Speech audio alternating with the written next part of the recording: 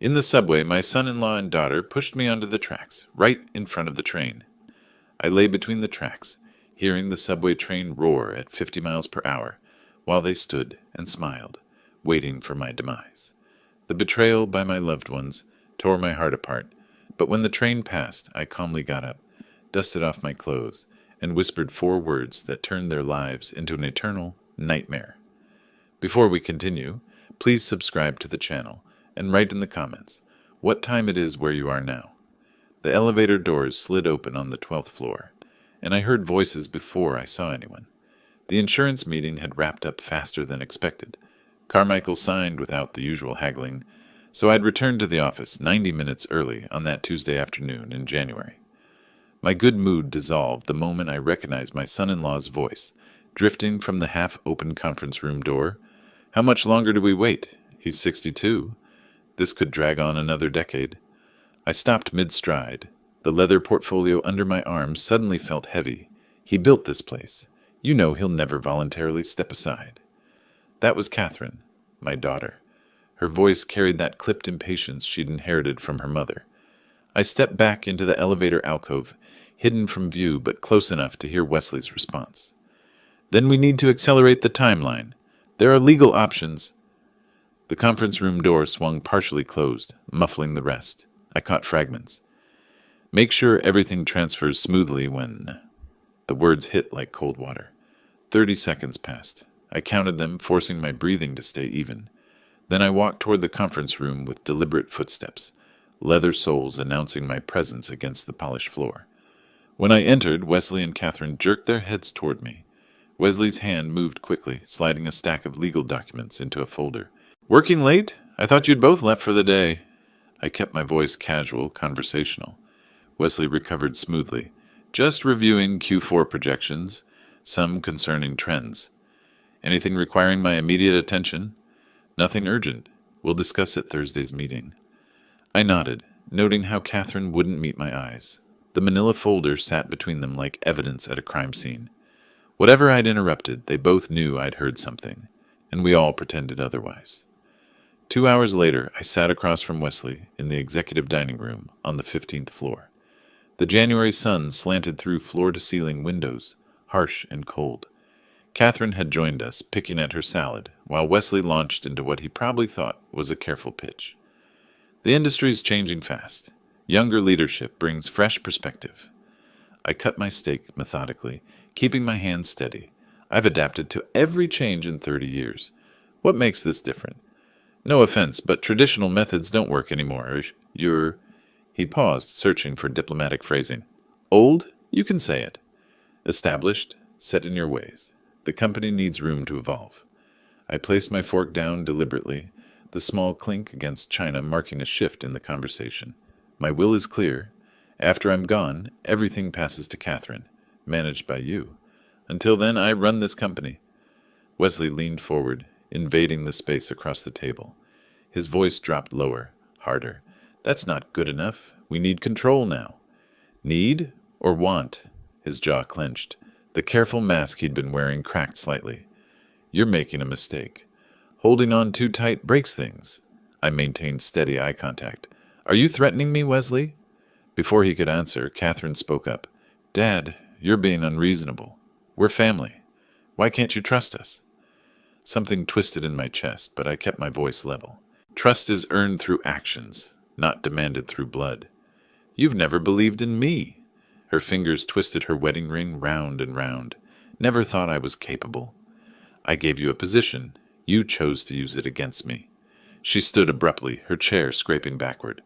Wesley rose with her, towering over me for a moment in what I recognized as a calculated power display. Wesley's right, Catherine said, her voice tight. You'll regret pushing us away.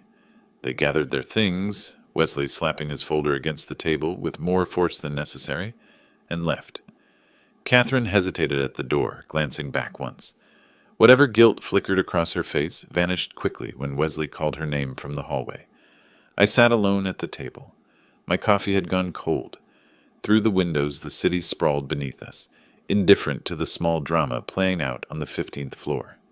An ambulance siren wailed somewhere far below, fading into the general noise. 30 years building something real, and they wanted it handed over like car keys. Back in my office, I locked the door, something I rarely did. The click of the deadbolt felt significant, permanent. I pulled open the bottom drawer of my desk, the one that required a key I kept on a chain. Inside were corporate financial records, expense reports, vendor contracts. I spread the latest expense reports across the mahogany surface. My finger traced a line of transactions marked with Wesley's approval signature. Med Supply Solutions. Amounts ranging from $3,000 to $8,000, recurring monthly. I pulled out my vendor contracts, flipping through until I found the medical equipment suppliers we'd used for years. Med Supply Solutions wasn't listed. The numbers didn't align with any contract I'd authorized. Small enough amounts to slip past cursory review, large enough to add up over time. I sat back in my chair, the leather creaking. That conversation I'd overheard wasn't casual complaining. It was scheming. Accelerate the timeline. Legal options. What exactly had they been planning before I interrupted? I thought I knew my daughter. I thought I'd trained Wesley well, brought him into the business, given him opportunities. I'd been wrong about both of them. My hand rested on a folder embossed with the Ellis Healthcare Group logo, my creation built from nothing over 3 decades. The winter light was fading now, casting long shadows across the office. I looked at the framed photographs on my wall. Ribbon-cutting ceremonies, community awards, medical conferences. Wesley had waved dismissively at those photos during a meeting last month. At the time, I thought he was just being careless. Now I understood it was contempt. I pulled my phone from my pocket and photographed the expense reports, each page clearly showing Wesley's signature. Then I returned everything to the drawer and locked it again. Through my office window, I could see the lights of Manhattan, flickering to life as darkness settled over the city. Somewhere in this building, Wesley and Catherine were probably celebrating what they thought was my weakness, my sentimentality, my unwillingness to see what they were really doing. They wanted the company. Fine. I spoke aloud to the empty office, my voice steady and cold. You want the company? Let's see if you can handle what comes next. I opened my laptop and created a new folder. Q1 Audit Prep. Innocent enough. Inside, I began documenting everything I'd noticed. Every conversation, every irregularity. If they wanted to play this game, they'd discover I'd been playing longer than they'd been alive. 3 weeks crawled past. February arrived with dirty snow piling against Manhattan curbs and a coldness that had nothing to do with weather. I'd been coming to the office earlier each morning, often arriving by 7, sometimes earlier. The townhouse on the Upper East Side, my property, my name on the deed, had become uncomfortable. Wesley and Catherine lived there too, an arrangement that had seemed practical when I'd offered it 2 years ago. Now it felt like enemy territory. I kept my distance, let them think I was retreating, let them believe I was just an old man clinging to past glories, too stubborn to recognize reality. Meanwhile, I documented everything. On a gray Tuesday morning in early February, I pushed through the revolving doors of the Ellis Healthcare Group headquarters at 6:45. The lobby was empty except for security. I rode the elevator to 12, expecting the usual silence of an office not yet awake. Instead, lights blazed in the main conference room. Through the glass walls, I saw Wesley standing at the head of the table, my usual position, addressing 3 of our clinic directors. Sandra Chen wasn't among them, notable since she'd been my most trusted operational manager for a decade. I didn't hesitate. I walked straight into the conference room. The conversation died mid-sentence. Wesley's expression flickered, surprise, then annoyance, then that smooth professional mask he wore so well. Morning meeting? I kept my tone neutral, almost pleasant. Initiative I'm leading, Wesley said. He didn't move from the head of the table. Didn't want to bother you with details. The 3 clinic directors looked uncomfortable. Marcus Washington, who'd been with me since the beginning, stared at his notepad. Any meeting involving my clinic directors requires my approval. I let each word land clearly. We're just discussing operational improvements, nothing that affects strategy. I turned to the directors. I'll expect full notes on my desk within the hour. They nodded, avoiding Wesley's glare. I left without another word, but I'd made my point. Whatever Wesley had told them about upcoming organizational changes, and new reporting structure, they now understood I wasn't going anywhere. That evening, I returned to the townhouse later than usual. Catherine's coat hung in the hallway, but when I called out, she didn't answer. I found a note on the kitchen counter in her handwriting. Working late, don't wait up. She was home.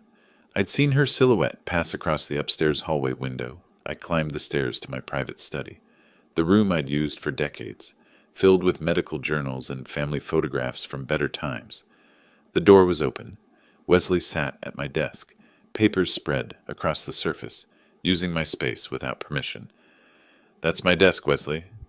He didn't look up immediately, making me wait. When he finally raised his eyes, there was no apology in them. "Just needed space to work. Thought you'd be at the office longer." "This is my home. My private office. Technically, it's the family home." He gestured vaguely at the walls. "We all live here." I felt my jaw tighten. "My name on the deed says otherwise." He gathered his papers slowly, deliberately taking his time. As he passed me in the doorway, he paused. "You should really think about what we discussed. This doesn't have to be difficult." I didn't respond. After he left, I looked at my desk. He'd rearranged items, small changes, but noticeable. Territorial marking like an animal claiming space. I began arriving at the office before Wesley every morning after that. Started locking files in my personal safe, documents he'd previously been able to access, changed passwords on company systems, small defensive moves that added up to a fortress. Mid-February, I stayed late reviewing monthly financial reports. The office was silent except for the hum of heating vents and distant traffic. I pulled up the expense tracking system, sorting by approver. There it was again, Med Supply Solutions. Another payment, this time $7,800. I cross-referenced procurement contracts. Nothing. No authorized agreement, no competitive bid, no signed terms. But Wesley's digital signature appeared on every approval. I photographed each screen with my phone, making sure the dates and amounts were clearly visible. Then I pulled vendor registration documents. Med Supply Solutions had been added to our approved vendor list 8 months ago. The authorization, Wesley Chambers, Chief Operating Officer. I leaned back in my chair, staring at the ceiling. Small amounts designed to slip past audits. Recurring charges that looked legitimate on surface review. But when you added them up over 8 months, they totaled nearly $50,000 paid to a company that didn't match any service we'd actually received. Whatever Wesley was planning, he needed money, and he was stealing it from the company he wanted to inherit. 2 days later, I received a call from Gerald Thompson, our largest insurance partner. We'd worked together for 15 years, built a strong relationship through consistent performance and mutual respect. "Lemuel, good to hear your voice. I wanted to follow up on our conversation last week." I frowned. "We didn't speak last week, Gerald." Pause.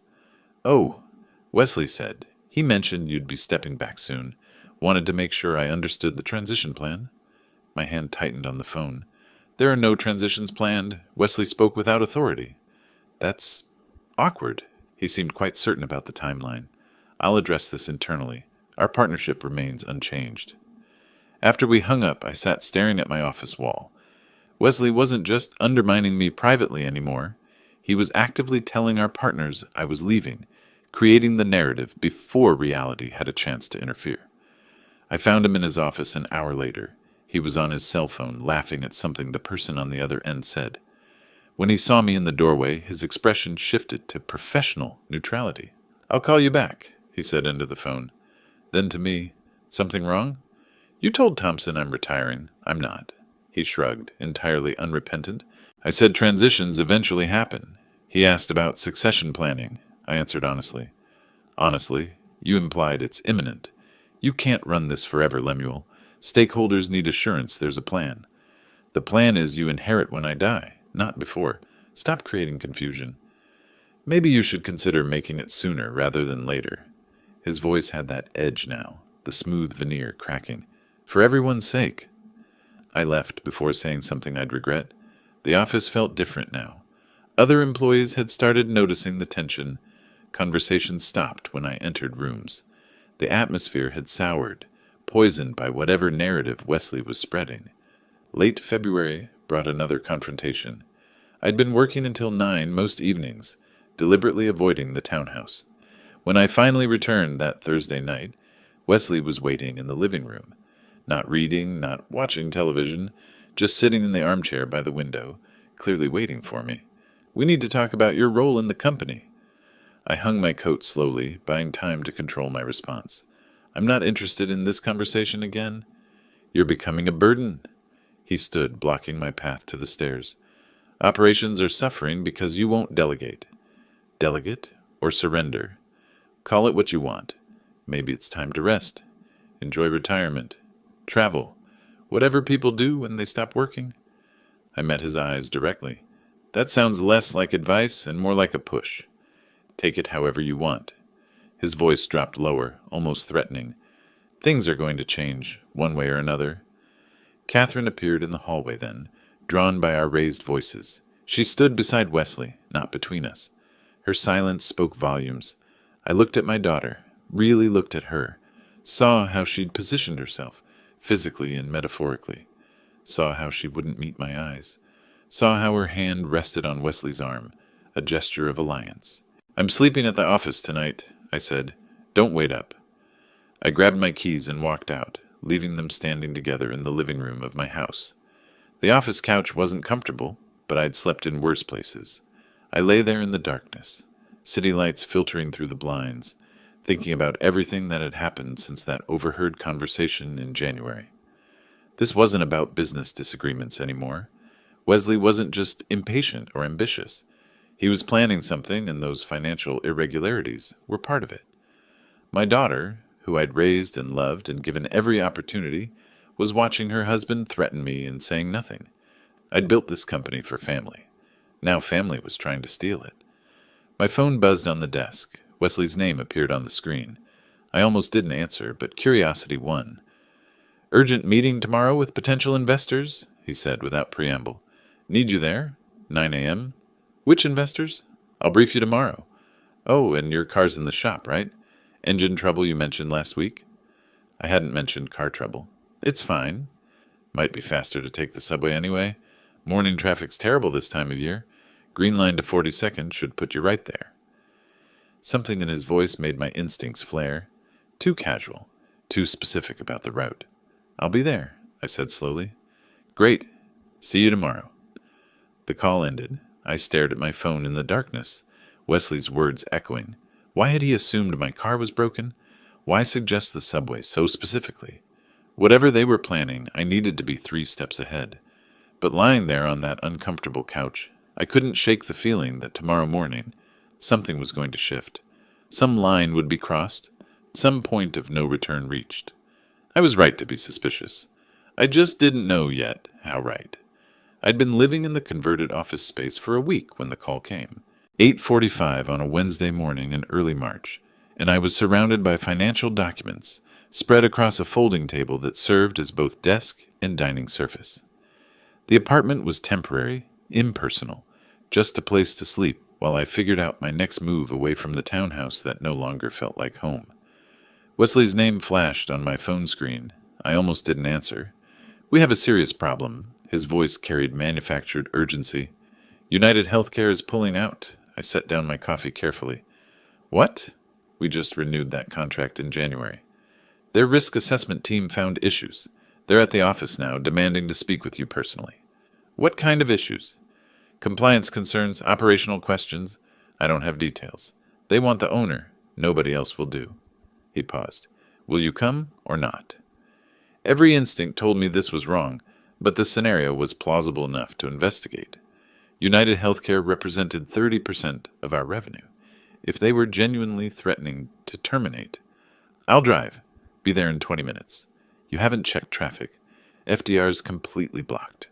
Overturned semi near 96th Street. I pulled up the traffic app on my phone. He was right. A solid red line stretched along the highway. How do you know that?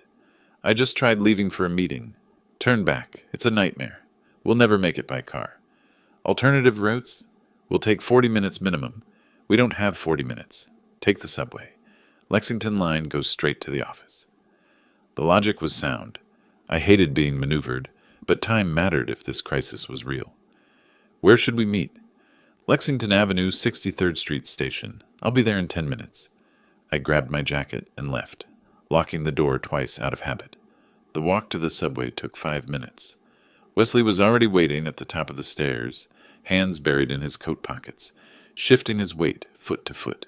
"Beautiful morning for March," he said as I approached. "Almost feels like spring." I didn't respond to the small talk. We descended into the station together, swiped our Metro cards, and moved toward the downtown platform. Mid-morning meant fewer people than rush hour, maybe 8 passengers scattered along the platform's length. Wesley kept up a stream of conversation about investor concerns and contract terms, but I was watching his face more than listening to his words. He was blinking too much. His hand kept moving to his jacket pocket and away again. The smile he wore looked rehearsed.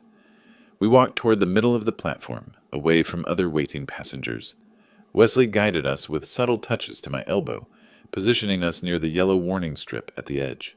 The digital sign updated. "Next train, 2 minutes." "Is Sandra confirming these investors are legitimate?" I asked. "Of course. She's with them now. They brought documentation."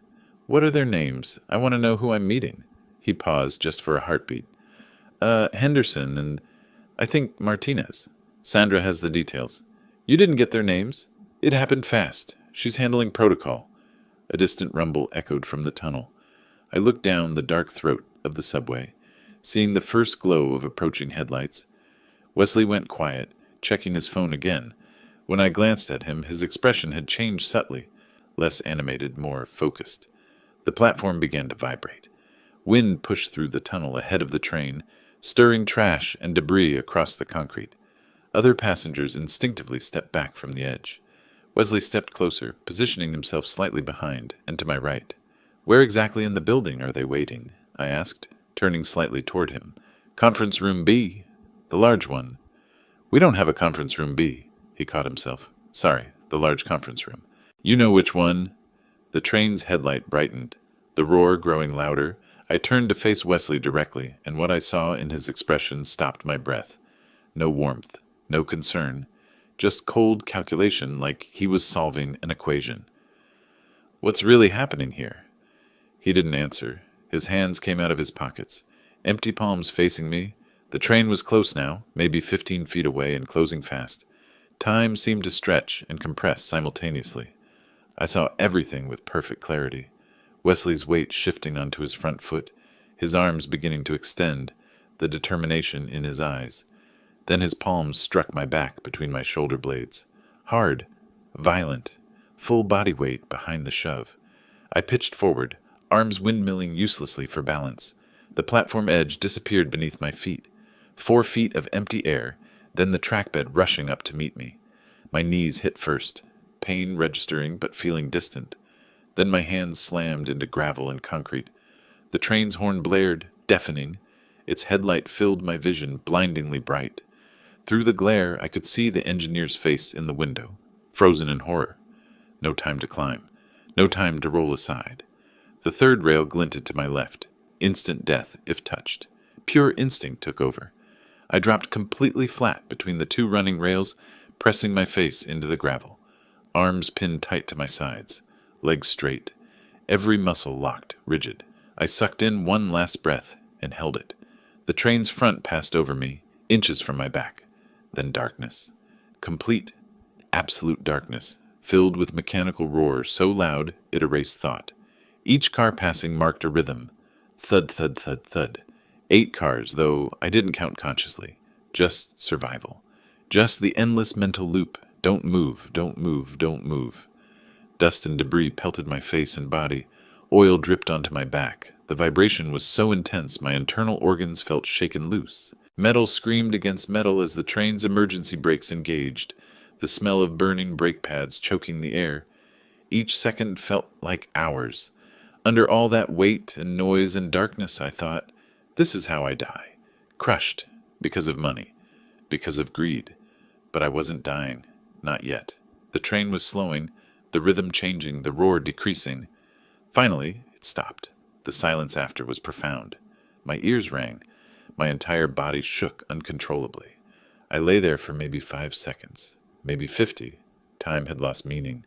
Then I shifted slightly, testing. Everything still worked. I opened my eyes. saw light ahead between cars, crawled forward on my belly, moving slowly because my legs felt disconnected from my brain, reached the emergency ladder between cars and pulled myself up using mostly arm strength. A transit worker reached down. I waved him off and finished climbing alone. I stood on the platform covered head to toe in black grime. My clothes were torn, oil-stained, gray with dust.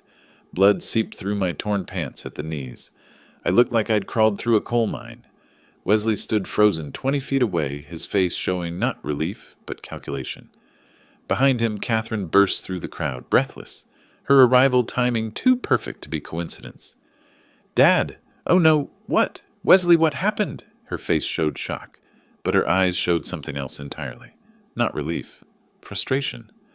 Other passengers surrounded me, voices overlapping. "Are you okay?" "Someone call an ambulance. I saw someone push him." "No, he fell. He just fell." I ignored them all. Walked directly toward Wesley and Catherine, my steps deliberate despite the shaking in my legs. Other passengers parted for me. I stopped 2 feet from them, close enough to see their pupils dilate, close enough to watch their masks slip for one crucial second. They'd wanted me dead, my daughter, my son-in-law. They'd planned this, coordinated timing, positioned themselves, and now they were disappointed I'd survived. A transit officer approached. "Sir, what happened? Did you fall?" I kept my eyes locked on Wesley. "I was pushed." "Pushed? By who?"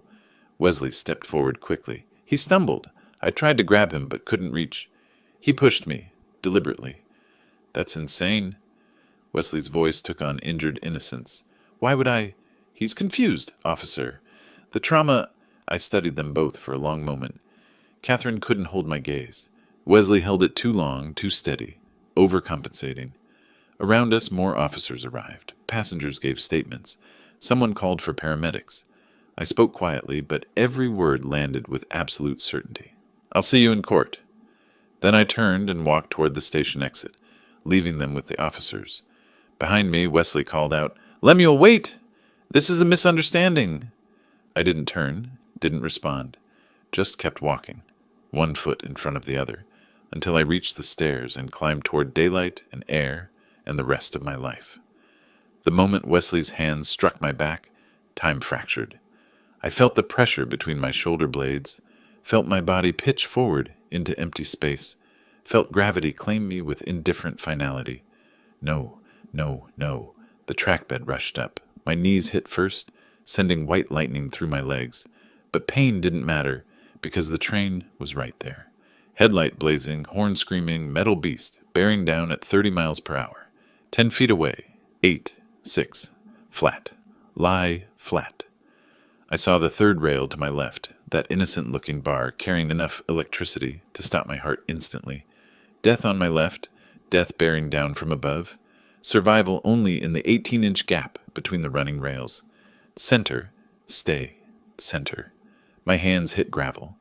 I rolled briefly onto my back, saw the train's undercarriage, mechanical guts and grinding wheels in oil-streaked metal. Flipped back to my stomach, arms pinned to sides, legs straight, face turned sideways against the track bed, creating the smallest profile possible. The train's front passed over me, then darkness swallowed everything. The roar erased thought, erased identity, erased everything except the primal mantra. Don't move, don't move, don't breathe, don't exist. The undercarriage was inches from my back. I felt its heat, smelled burning oil, tasted metal, dust. Each car's passage marked itself. Thud, thud, thud, thud. Debris pelted my face. Something wet, oil or brake fluid, dripped onto my neck. The vibration rattled my teeth, shook my organs, seemed to loosen the joints of my skeleton. How many cars? How long? How much longer? My lungs burned for air, but I kept my mouth clamped shut, breathing in tiny sips through gritted teeth. My hands clutched gravel not for physical stability, but for psychological anchor. Something real. Something that proved I still existed. The train was breaking. I felt it through the rails pressed against my sides, metal screaming against metal, the smell of burning brake pads mixing with oil and dust and my own sweat. The rhythm changed. The roar decreased incrementally, then stopped. Complete silence after mechanical chaos. My ears rang so loudly the silence seemed louder than the train had been. I lay frozen, afraid that moving would somehow restart everything, that the train would surge forward and crush me after all. Test the body, one limb at a time. Fingers curled, toes flexed, arms shifted, legs bent slightly at the knees. Everything still worked. I was whole. I was alive. My son-in-law tried to kill me. I opened my eyes. Ahead, maybe 15 feet, I saw light between cars. I crawled toward it on my belly, pulling myself forward with my elbows because my legs had turned to water. The distance felt infinite. Finally, I reached the emergency ladder and grabbed the lowest rung. "Don't move! Stay there! We're coming!" A transit worker's voice from above. "I'm coming to you!" My voice came out hoarse, scraped raw. I pulled myself up using mostly arm strength. My legs shook so badly they could barely support weight. Hand over hand, rung by rung, I climbed back to the platform. The transit worker reached to help. I waved him off and finished alone, hauling myself over the edge and standing on legs that trembled like a newborn calf's. The platform was chaos. Passengers clustered in knots, voices overlapping. "Did you see?" "Someone pushed him." "No, he fell." "Call an ambulance." I stood there, brushing ineffectually at my clothes, leaving black streaks on my hands. My business suit was destroyed, torn at knees and elbows, soaked with oil and track grime. My face felt caked with dust. When I touched my cheek, my fingers came away black. Then I saw Wesley. He stood 20 feet away, frozen in place, his face a mask of false concern that didn't reach his eyes. Our gazes locked. For one unguarded second, I saw through him completely. Not worry, not relief, calculation. He was already building his story, already preparing his defense. "Dad!" Catherine burst through the crowd, her coat flying open, hair disheveled. She grabbed my arm. I pulled away sharply. Her arrival was too convenient. She was supposed to be at the office, or home, or anywhere but here. Yet here she stood, breathless at the exact moment to play concerned daughter. "Oh my, what happened? Wesley, what happened?" The performance was skilled. Her voice pitched perfectly between shock and concern, but her eyes betrayed her. When she looked at me, truly looked at me, before remembering to school her expression, I saw frustration, not relief. They'd wanted me dead. The realization crystallized with perfect clarity. This wasn't a sudden impulse by Wesley, a moment of rage. This was planned, coordinated. The urgent meeting fabrication, the traffic report he'd waited for, the specific platform position, Catherine's timed arrival to witness the tragic accident. A transit officer pushed through the crowd. "Sir, are you injured? What happened?" I kept my eyes on Wesley. I was pushed. Pushed? By who? Wesley moved quickly, his voice taking on wounded innocence. He stumbled. I tried to grab him, but couldn't reach. The train was coming so fast. He pushed me. My voice was steady, despite the adrenaline still flooding my system. Deliberately. "That's insane." Wesley spread his hands in helpless confusion. "Why would I—" "Officer, he's confused. The trauma of what just happened," Catherine joined in. "Daddy, please, you need medical attention. You're in shock." "You're here," I said to her. "How convenient." "I was coming to meet you both. I just got here. I saw—" She reached toward me again. Perfect timing. More officers arrived. Passengers offered contradictory accounts. I saw someone behind him. No, he was alone. I think he lost his balance. Someone definitely pushed. The platform cameras had been experiencing intermittent issues. Wesley had probably arranged that too. Through all the chaos, I stood perfectly still, studying the two people I'd loved most in the world. My daughter, who'd chosen money over blood. My son-in-law, who'd just tried to murder me in broad daylight. They stood together, physically close, united, against me. The transformation that had been building since January reached completion in that moment. Not father, not boss, not victim. Strategist. Hunter. Someone planning systematic destruction. I walked toward them slowly. Officers and passengers formed a circle, watching. I stopped 2 feet away, close enough to see every micro-expression on their faces. Wesley's jaw was clenched. Catherine twisted her wedding ring. Both waited for my next move. I looked at Wesley, then Catherine, then back to Wesley. Let the silence stretch until it became uncomfortable. Then I spoke. quietly enough that they had to strain to hear. "I'll see you in court." I turned and walked toward the station exit.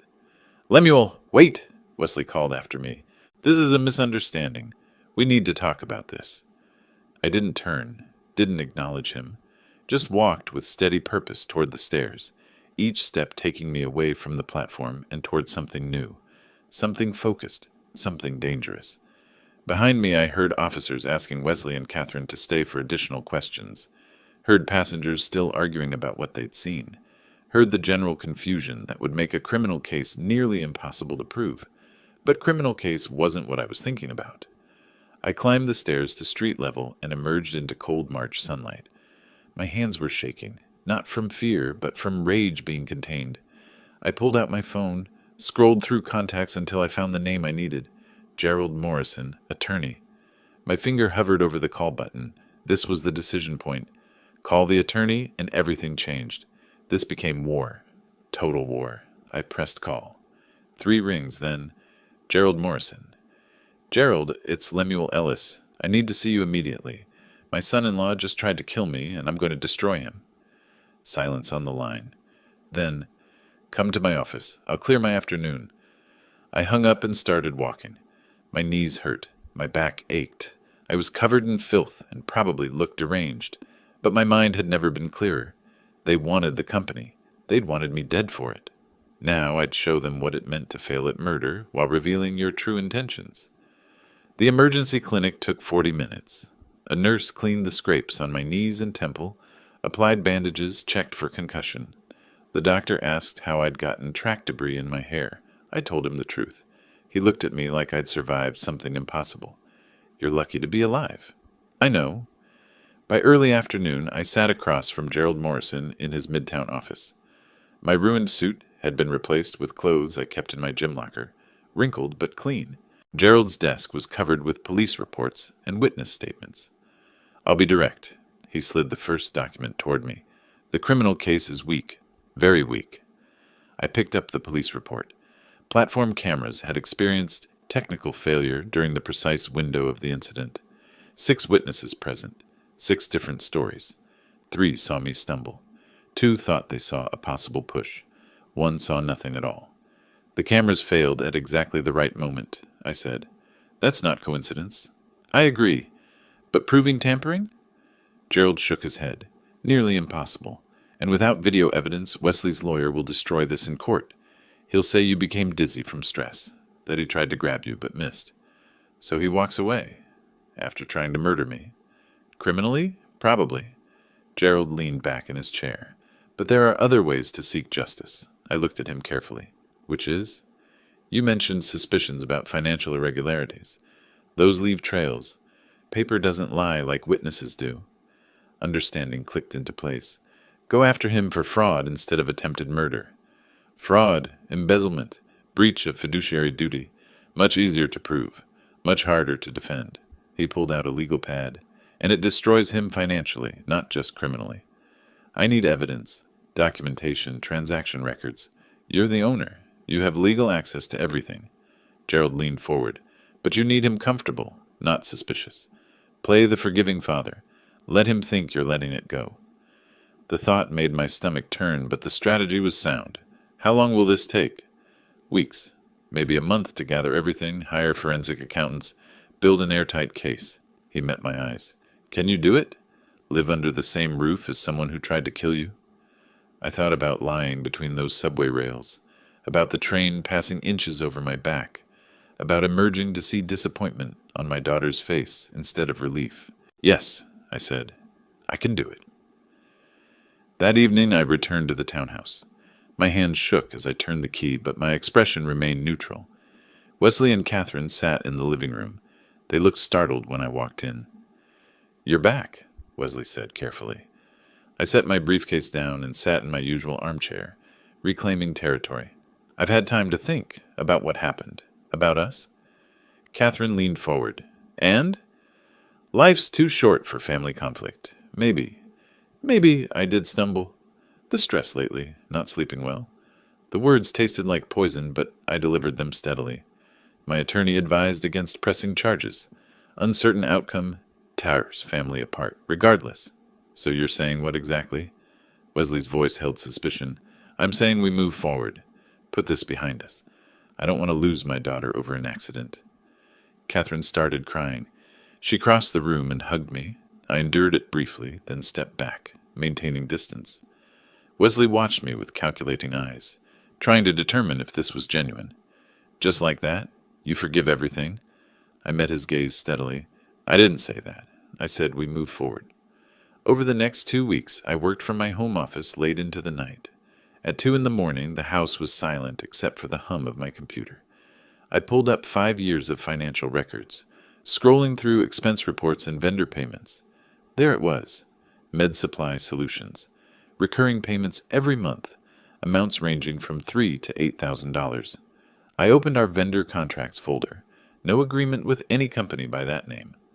I looked up the business registration, formed in Delaware in 2021, address listed as a UPS store in Newark, opened the banking portal and traced wire transfers. The destination account was in the Cayman Islands. The account holder name included Wesley's mother's maiden name, Harrington. Amateur mistake. A floorboard creaked outside my office. I minimized the windows quickly. Wesley appeared in the doorway, hair disheveled. Working late? Couldn't sleep. I gestured at the screen, displaying harmless quarterly reports. Going over numbers. Why now? You never cared about details before. Nearly dying changes perspective. Makes you want things organized. He stepped into the room, eyes scanning my desk. You're looking for something. Should I be? He paused, then shook his head. Of course not. Just seems odd, the timing. Go back to bed, Wesley. This doesn't concern you. He left, muttering, Everything in this company concerns me. I waited until his footsteps faded, then opened the files again. I spent the rest of the night documenting everything, taking photos with my phone, creating an external hard drive labeled Estate Planning Docs to avoid suspicion. By morning, I had 42 months of fraudulent payments, totaling $340,000. The next day, I contacted Brennan & Associates, forensic accountants. I met with Jennifer Brennan in a conference room downtown, sliding a USB drive across the table. Complete financial records, 5 years. I need comprehensive review of all expenses over $1,000. She nodded, professional and efficient. Preparing for acquisition due diligence? Something like that. Pay particular attention to vendor payments. Understanding passed between us without words. She knew what to look for. At breakfast the following morning, I made the announcement. I've hired Brennan & Associates, forensic accountants. Wesley's coffee mug paused mid-air. Why? What for? Routine audit. Should have been doing them annually anyway. Catherine frowned. Is this because of what happened? You don't trust us? It's because I almost died and realized I've been sloppy with compliance. Nothing personal. What exactly will they be auditing? Wesley's voice was carefully casual, but I saw his hand shake slightly. Everything. 5 years of transactions, vendor relationships, expense approvals. I met his eyes. I'll need you to provide full access to your approval records. Of course, happy to cooperate. 3 weeks later, late April sliding into May, I sat alone in my car near the office. My phone rang. Jennifer Brennan. Mr. Ellis, we need to meet. Today, I found something. I looked at my reflection in the rearview mirror. For the first time since the subway, I smiled. Not a large smile, just a slight curve of satisfaction. I'll be there in 20 minutes. I started the car and pulled into traffic. The evidence I needed was ready. Phase 1 was complete. The conference room on the 12th floor felt different now. This was where I'd overheard Wesley and Catherine scheming back in January, where everything had started. 4 months later, I sat at the head of the table in the same room, about to end everything they'd planned for. 9 o'clock Tuesday morning, early May, bright sunlight through the windows. Sandra Chen sat to my right. She'd been briefed. Robert Park and Margaret Foster flanked the opposite side, both understanding what was coming. Wesley and Catherine sat across from me, still believing this was a routine quarterly board review. I distributed bound documents to each person. The cover page read, Confidential Restructuring Proposal. Wesley's expression shifted from boredom to sharp attention as he read the title. Beside him, Catherine flipped to the index, confusion spreading across her face. I've made decisions about the company's future structure. My voice was formal, cold. Business announcement, not family discussion. Let me finish before questions. Wesley started to interrupt. I held up one hand. He closed his mouth, jaw clenched. Effective immediately, I formed a new entity. Ellis Medical Solutions, LLC. 4 clinics will transfer to this new company. Upper East Side, Midtown, Financial District, and Brooklyn Heights. I turned to page 3. These locations represent approximately 65% of total revenue. I watched Wesley's face darken as he processed the implications. Major insurance contracts will move to Ellis Medical Solutions. United Healthcare, Aetna, Blue Cross. Sandra Chen will serve as Chief Operating Officer of the new entity. Sandra nodded once, confirming. The original company, Ellis Healthcare Group, will retain 4 locations and existing vendor relationships. Wesley and Catherine, your positions remain with Ellis Healthcare Group. Wesley stood so fast his chair tipped backward, clattering against the floor. You can't do this. This is sabotage. Illegal asset stripping. It's completely legal. Robert Park slid a document across the table. Legal opinion attached. Mr. Ellis owns 100% of company equity. He has absolute right to restructure. I'll sue. Injunction against asset transfer. Emergency board vote. Margaret Foster interrupted calmly. The board is advisory only. No voting power. This restructuring is entirely within ownership rights. Wesley's face flushed, dark red. He leaned over the table, jabbing his finger at the documents. That company was promised to us. Your will governs inheritance after death. I'm alive. I remained seated, hands flat on the table. I can restructure as I wish. Catherine started crying. She reached across the table, trying to grasp my hand. I pulled back, maintaining physical distance. Daddy, please, don't do this to us. We're family. Family tried to kill me, remember? That was an accident. You said you forgave us. I said we'd move forward. This is moving forward. Separately. Wesley pounded his fist on the table, making water glasses jump. There's nothing left. Those clinics barely break even. Then you'll need to manage efficiently. I checked my watch. Dismissive. Good practice. How are we supposed to survive on that? Catherine's voice rose, tears streaming. I met her eyes directly. The same way I survived lying between subway rails. Figure it out. Wesley grabbed the documents and stormed out, Catherine following. The door slammed hard enough to rattle the frame. Sandra exhaled slowly. That took courage. It took math. Numbers don't lie about who's been stealing. I gathered my materials. We'll finalize transfer logistics this afternoon. I want everything operational within 2 weeks. That evening, I returned to the townhouse for the last time as a resident. I moved through rooms methodically, packing only what belonged solely to me. Clothes from my closet, leaving Catherine's things untouched. Documents from the safe. Photos of young Catherine before Wesley, leaving wedding pictures where they hung. Wesley found me in the master bedroom, suitcase open on the bed. You're kicking us out? Your own daughter? I folded a shirt precisely. My house. My decision. 30 days is legally required notice. I handed him an envelope.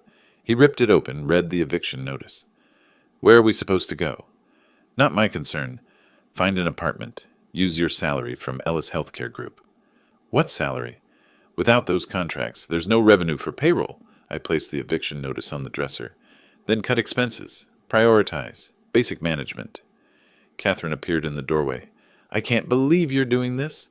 I didn't look up from packing. I can't believe you stood on that platform and smiled while I almost died. She had no response to that. They both watched as I carried boxes downstairs and loaded them into my car trunk.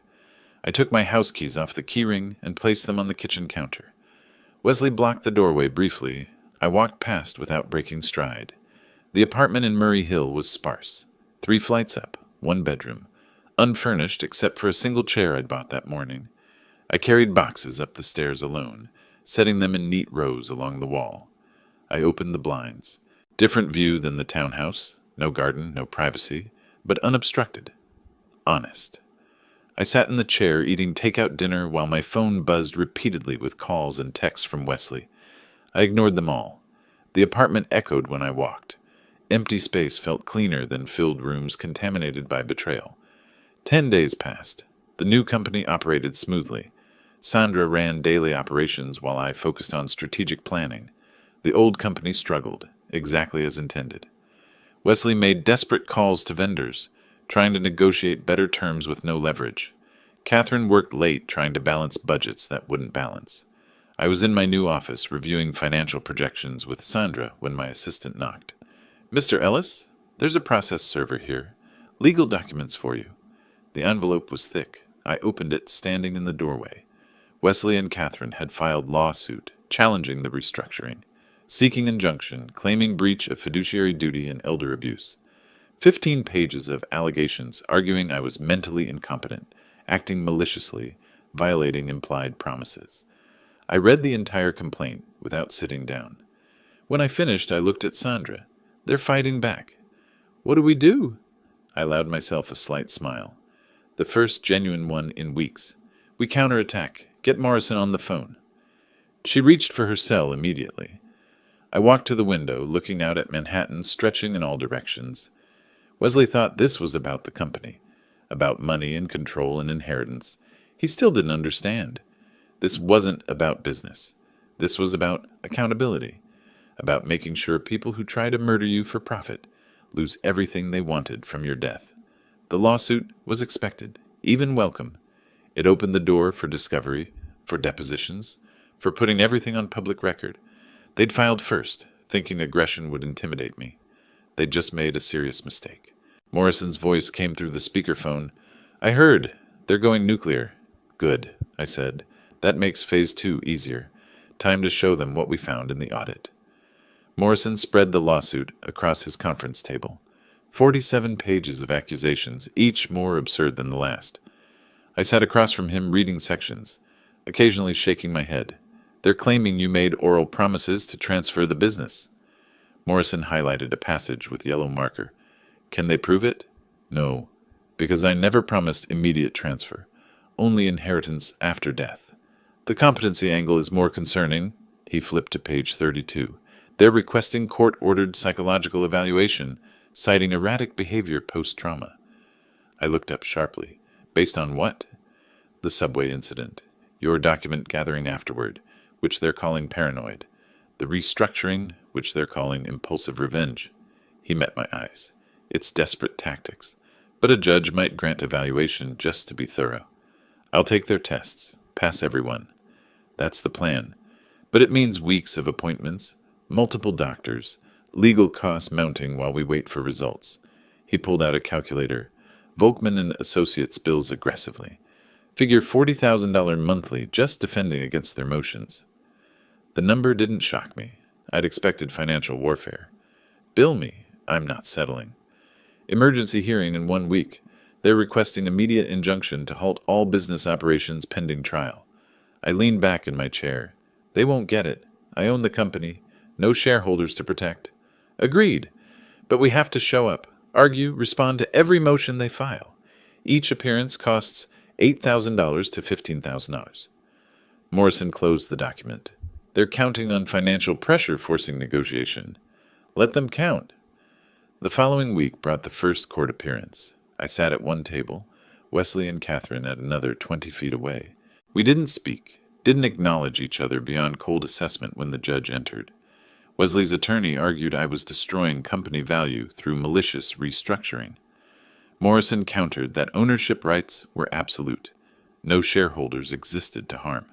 The judge reviewed documents for 20 minutes, then struck his gavel.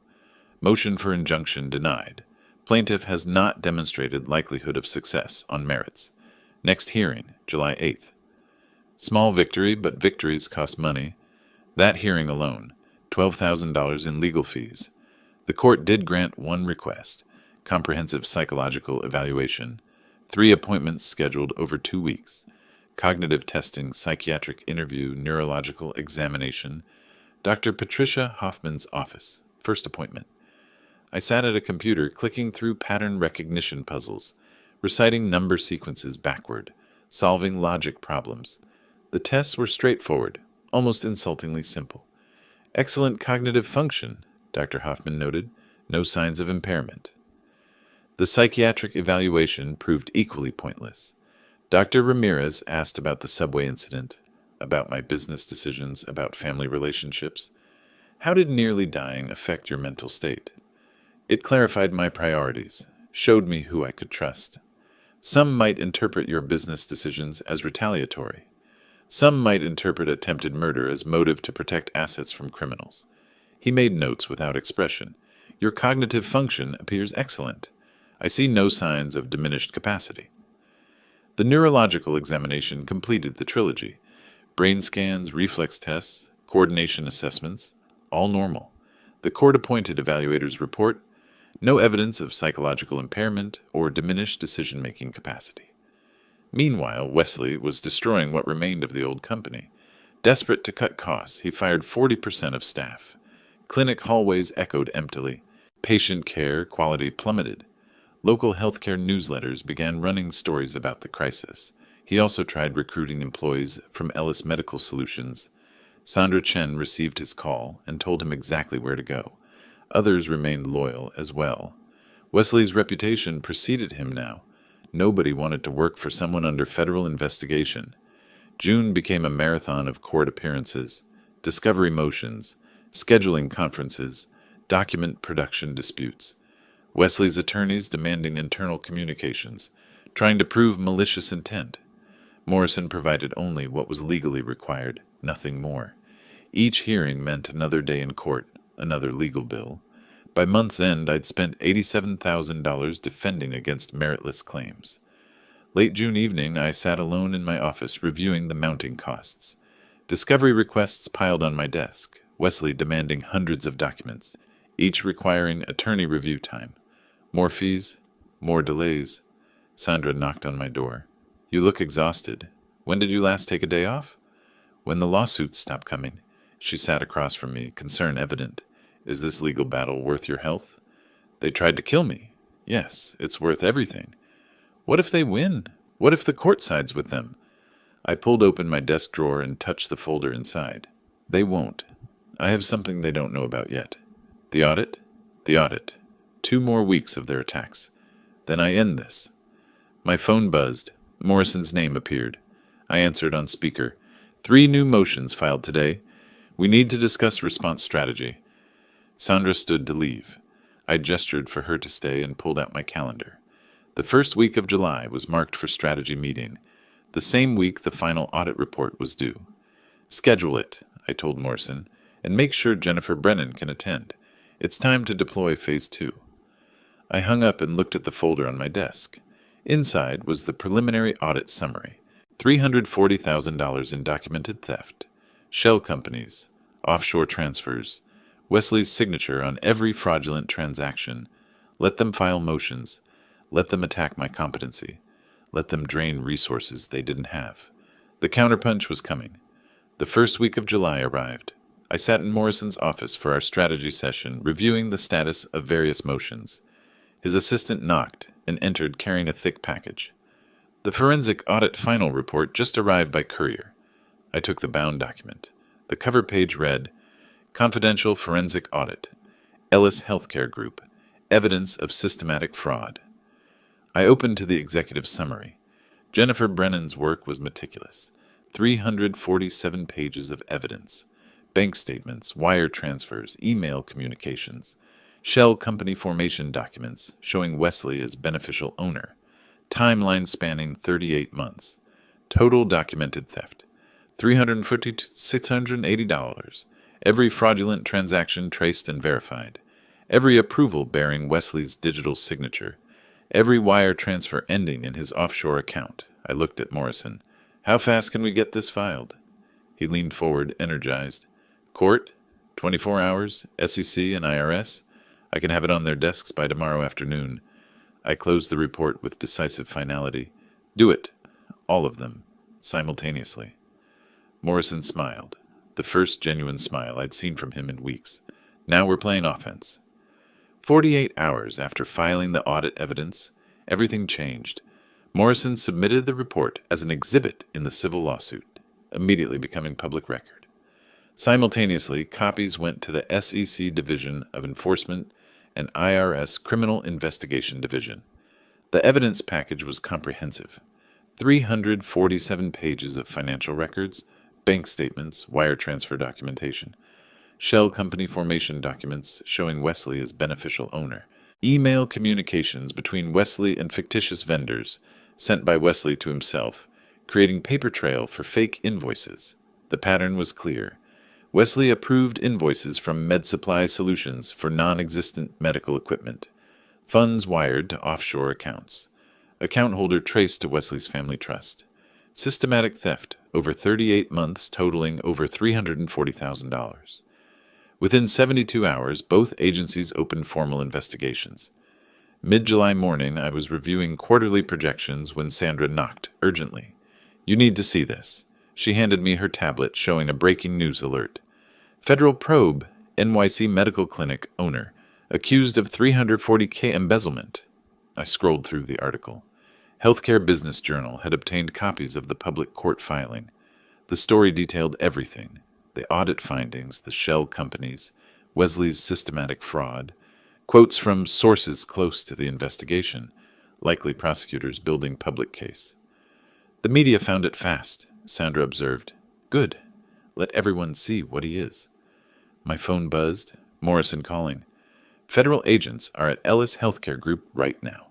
SEC investigator Marcus Chen and IRS criminal investigation agent Rebecca Torres. They're seizing records." I stood, walking to my window. Across town, Wesley's world was collapsing. At the old company office, Wesley sat at his desk, reviewing termination paperwork, when the lobby receptionist called. "There are federal agents here to see you." Before he could respond, his office door opened. Marcus Chen and Rebecca Torres entered, showing credentials. "Mr. Wesley Chambers?" Chen extended a subpoena. "We need immediate access to all financial records, computers, and communications." Wesley's face drained of color. "What is this about?" "Financial fraud investigation.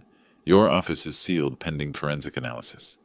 Torres gestured to IT specialists entering behind them.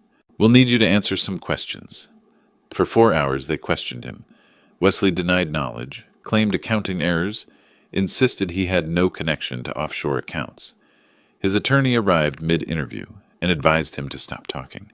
"We didn't mention offshore accounts," Torres noted. "How did you know about them?" Wesley realized his mistake. "I want my attorney present before answering anything else." The same day, agents visited Catherine at her apartment in Queens. She answered the door in sweatpants, face drawn from stress. Seeing the badges, her legs buckled. Torres caught her elbow, helping her to the kitchen table. They showed her documents bearing her signature, approving fraudulent expenses as CFO. "I didn't know," Catherine's voice rose to near hysteria. "Wesley said they were normal expenses. I just signed what he told me to sign." "That's a defense for trial," Chen said evenly. "Right now, you're a person of interest in a criminal investigation. Can I make a deal? Testify against him?" Torres exchanged glances with Chen. "That's not our decision. The U.S. Attorney's Office handles cooperation agreements, but you should retain counsel immediately." 2 days later, Wesley tried using an ATM. Transaction denied. He called his bank, on hold for 15 minutes. "Mr. Chambers, your account has been frozen pending federal investigation." He checked his phone banking app. All accounts showing zero available balance. The offshore Cayman account, also frozen through international law enforcement coordination. Total accessible assets, nothing. His credit cards were maxed from civil litigation costs. He couldn't pay rent, couldn't pay his criminal defense attorney's retainer. Catherine faced identical financial paralysis, her accounts frozen, her signature on fraudulent documents, making her a potential co-conspirator. The media firestorm intensified. New York Post ran, "Healthcare heir, accused of bilking father's business." The articles detailed everything: the subway incident, the restructuring battle, the fraud discovery. Professional networks discussed the scandal endlessly. Insurance partners began distancing themselves from Ellis Healthcare Group. Wesley's professional reputation was destroyed overnight. A Google search of his name returned nothing but scandal coverage. Volkman, Weslow's civil attorney, contacted Morrison seeking settlement. A conference call was arranged. All parties, all attorneys. "My clients want to discuss resolution," Volkman began. "They're prepared to withdraw all litigation, resign from company positions, surrender future inheritance claims." Morrison presented the proposal to me. I rejected it immediately. "No deal. Criminal prosecution continues regardless. Mr. Ellis, Volkman's voice carried desperation. My clients could face significant prison time. Surely some mercy. I had mercy lying between subway rails. My voice was flat, emotionless, none left. Wesley's voice came through the speaker. Lemuel, please, I made mistakes. But prison? For accounting errors? Accounting errors? You stole $340,000. You tried to kill me. Call it what it is. Catherine started crying audibly. Daddy, I'm sorry. I'm so sorry. Please help me. You stood on that platform. You smiled. No settlement? No mercy? We're done here. I disconnected. Morrison stayed on briefly to formalize the rejection, then hung up as well. They're panicking, he observed. They should be. What's the timeline on federal charges? Grand jury likely within 60 days. Prosecutors are moving fast. Your evidence made their case easy. He consulted his notes. Wire fraud, money laundering, tax evasion. Wesley's looking at 10 to 15 years, potentially. And Catherine? Depends if she cooperates. If she testifies against Wesley, she might get immunity. That's between her and prosecutors. Morrison studied me carefully. You're not troubled by the possibility of your daughter facing prison? She's an adult. She made choices. I met his gaze steadily.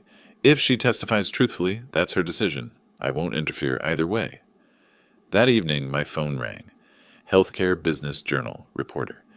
Mr. Ellis, can you comment on the federal investigation of your son-in-law? I'm cooperating fully with authorities. The evidence speaks for itself. Some say this is revenge for a family dispute. This is about financial crimes. The audit uncovered systematic fraud. I reported it to appropriate authorities. No further comment. I hung up and ignored subsequent calls. Let the media draw their own conclusions from public records. Late July, I received a text from Morrison. U.S. Attorney's Office scheduled meeting tomorrow. They want to discuss your cooperation and timeline for charges.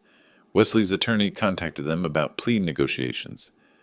I typed back, I'll be there. No deals that include leniency. I put the phone down and looked at my calendar. A date in August was circled. Court decision on the restructuring case. Everything was converging. Criminal charges, civil case resolution, company implosion, all happening within weeks of each other. I stood and walked to the window. The city stretched out below, lights beginning to flicker on as darkness settled. Somewhere out there, Wesley and Catherine were watching their lives disintegrate. Bank accounts frozen, criminal charges imminent, professional reputations destroyed. They'd wanted to take my life and my company. Now they had nothing. And this was just the beginning. The end game was visible now, inevitable as sunrise. Everything I'd built over 30 years was being carefully dismantled and separated from the criminals who'd tried to steal it. The plan was executing perfectly. Early August morning, I sat in the courtroom waiting for Judge Whitmore to enter. Wesley and Catherine occupied the defense table 20 feet away. Wesley looked diminished.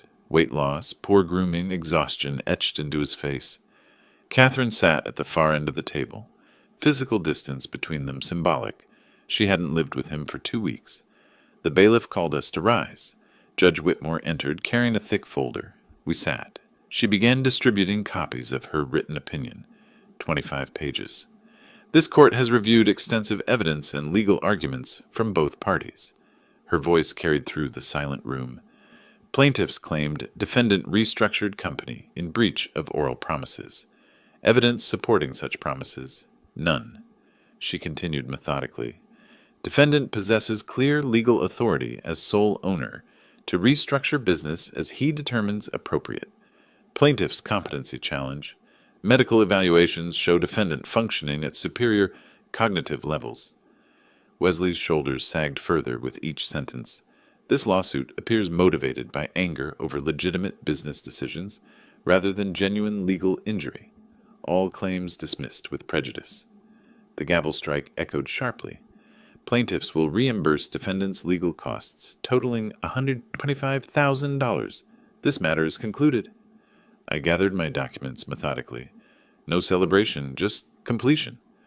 Morrison shook my hand briefly. Professional satisfaction. Wesley remained seated as the courtroom emptied, staring at the table. I walked out without looking back. 3 days later, Wesley received a call from the remaining Ellis Healthcare Group board members. Emergency meeting required. He arrived at the conference room to find 3 grim faces and a prepared resignation letter already on the table. "Wesley, the board unanimously agrees your resignation is necessary," Thompson said. "I haven't been charged with anything." Wesley's voice lacked conviction. "Investigation doesn't mean guilt. Your presence creates liability exposure. Insurance won't cover executives under federal investigation." The argument was brief. Wesley signed. Security escorted him out, his belongings in a cardboard box. Catherine resigned the same day via email, not even entering the building. Without leadership or viable contracts, Ellis Healthcare Group revenue collapsed. Couldn't make payroll for remaining 30 employees. Landlords demanded back rent. Medical supply vendors refused deliveries. Insurance partners canceled contracts citing quality concerns. The company attorney filed Chapter 7 bankruptcy, liquidation, not reorganization. Assets sold to pay creditors, equipment, furniture, patient records transferred to other providers. News coverage ran headlines about the shuttered business, the fraud scandal, the spectacular failure. Everything I'd built over 30 years, erased within months by Wesley's mismanagement and theft. But that had been the point, hadn't it? Separate what was valuable from what was infected. Ellis Medical Solutions thrived. The old shell collapsed under its own corruption. I listed the Upper East Side townhouse through a premier agency. Property valued at $4.2 million. Sold within 3 weeks to a hedge fund executive paying cash. Wesley and Catherine received their final notice. They'd been living there without paying rent, technically squatting. The last week of August, moving day arrived. I sent a representative. I didn't need to be there personally. Movers packed items I'd selected. Wesley and Catherine hastily loaded their belongings into a rented truck, while neighbors watched from windows. The social circle that once embraced them now witnessed their humiliation. They drove to Queens. 3rd floor walk-up, 850 square feet, industrial neighborhood. Monthly rent, $2,200. The contrast was staggering. From a $4 million townhouse to a cramped apartment with windows facing a brick wall. Their financial reality was brutal. Bank accounts remained frozen. Outstanding debts. $125,000 owed to me from the court judgment, $90,000 in legal fees to their own attorneys. No income, both unemployed and unemployable in healthcare. Credit cards maxed. Catherine found temp work, making $18 hourly. Wesley applied for positions, but background checks revealed the federal investigation. Rejection after rejection. They lived on Catherine's modest income, barely covering rent and food. The American dream inverted, from privilege to poverty in 6 months.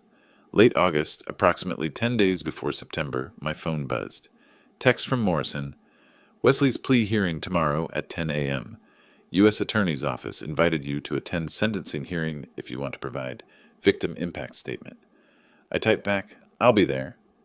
That evening, I opened my laptop and began writing. First line. On March 12, 2025, my son-in-law pushed me onto subway tracks in an attempted murder motivated by greed. I paused, considering my words carefully. This was the final piece, the closing statement. Everything had led to this moment. I wrote for 2 hours, revising until each sentence carried precise weight. When finished, I saved the document and closed the laptop. Tomorrow, I would deliver the final judgment. Then it would truly be over. The federal courthouse on Pearl Street gleamed in late August morning light. I passed through security, took the elevator to the 15th floor, and entered the courtroom. Wesley sat at the defense table with his criminal attorney, wearing an ill-fitting suit that hung on his gaunt frame. He'd aged a decade in 6 months. Catherine sat in the back row of the gallery, separate from her husband. She didn't look at him. He didn't look at her. Judge Harrison entered. We rose, then sat. The ritual formality of the justice system. "Mr. Wesley Chambers, you've entered into a plea agreement with the government. Is that correct?" "Yes, Your Honor." Wesley's voice barely carried. "How do you plead to the charge of wire fraud?" "Guilty, Your Honor." "And to money laundering?"